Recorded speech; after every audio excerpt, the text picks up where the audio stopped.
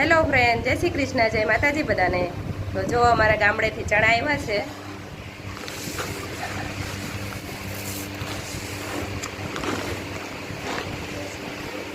થોડાક રાખ્યા છે અને થોડાકની મેં દાળ બનાવ્યું છે।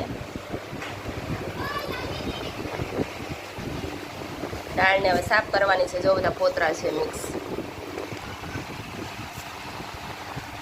સુકડું લઈને બેઠી જ છું,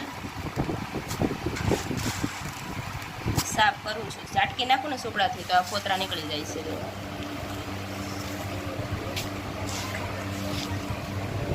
દાળ પછી સાફ થઈ જાય છે।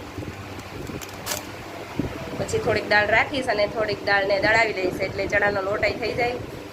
તો દળાવેલી ચણાનો લોટ હોય તો આપણે ખમણ ઢોકળા કે ભજીયા કે પાતરા કે ગમે કંઈ આપણે બનાવીએ। વડીનું શાક છે તો મીઠું થાય છે।